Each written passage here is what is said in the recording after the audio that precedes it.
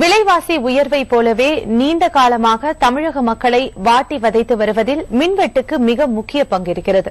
இந்த தொடர் மின்வெட்டினால் அனைத்து தரப்பு மக்களுமே பாதிக்கப்பட்டாலும் இல்லத்தரசிகள் படும் பாடு அதிகம் என்றே சொல்ல வேண்டும். மின்வெட்டினால் அவர்கள் சந்திக்கும் பிரச்சனைகள் என்ன என்பதை இப்போது பார்க்கலாம்.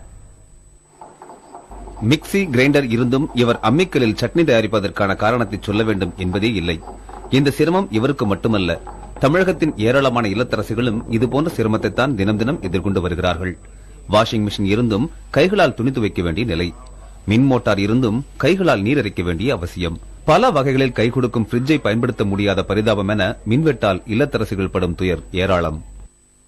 கரண்ட் கட்டு பத்தி சொல்லவே வேண்டியதில்லை. நைட்டு பூரா தூங்க முடியல, காலையில சமையல் பண்ண முடியல, பிள்ளைகளை ஸ்கூலுக்கு அனுப்ப முடியல, கிரைண்டர்ல மாவாட்ட முடியல, மிக்சியில சுத்தமா ஒரு வேலை வீட்டுல நிம்மதியா பார்க்க முடியல. கரண்ட் இல்லாதனால ராத்திரி பூரா கொசுக்கடி தாங்க முடியல.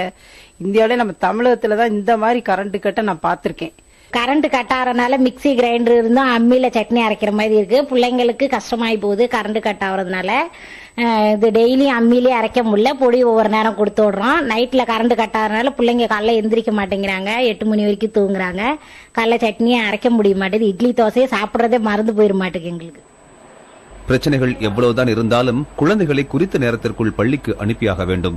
ஆனால் மின்வெட்டு காரணமாக இரவில் சரியாக தூங்காத குழந்தைகள் காலை நேரத்தில் தான் நன்றாக தூங்குகிறார்கள். இந்நிலையில் அவர்களை எழுப்புவதற்கே கஷ்டமாக இருக்கிறது என்கிறார்கள் பெரும்பாலான அம்மாக்கள். அதிலும் கை குழந்தைகளை வைத்திருக்கும் அம்மாக்களின் நிலையோ மேலும் பரிதாபமாக உள்ளது. கரண்ட் அதிகாலையே போயிடுது. அப்ப போகும்போது எழுந்தும் போது நம்ம சட்னி என்ன செய்யணும், இதை செய்யணும், அது மாதிரி யோசனை வரும்போது சரியான முறையில வேலை செய்ய முடியல. குழந்தைங்களும் அதிகாலை எழுந்து படிக்க சொல்லவும் முடியல, அவங்களுடைய படிப்பும் சரியா அமைய மாட்டேங்குது. எல்லாத்துக்கும் மின்சாரம் அதனாலதான் காரணம். இரவுலையும் அது மாதிரி கரண்ட் கட் ஆகுது. அப்ப இந்த சூழ்நிலை இருக்கும்போது குழந்தை நல்லா படிக்கணும், அவங்களை கோச்சிக்கவும் முடியல.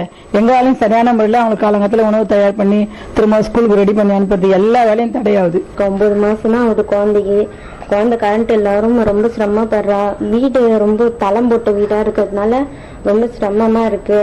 நான் பகல்ல கரண்ட் இல்லைன்னா கூட ஒரு அளவுக்கு அட்ஜஸ்ட் பண்ணிக்கலாம். நைட்ல கரண்ட் இல்லாம ரொம்ப குழந்தை தூங்க 1 மணி நேரத்துக்கு ஒரு முறை ஆஃப் பண்ணினே இருக்காங்க. 1 மணி நேரம் கொடுக்குறாங்கன்னா 1 மணி நேரம் ஆஃப் பண்ணிடுறாங்க. இந்த மின்வெட்டு உடல் ரீதியாக மட்டுமல்லாமல் மன ரீதியாகவும் இல்லத்தரசிகளை நோகடித்து வருகிறது என்பதுதான் யதார்த்தமான உண்மை.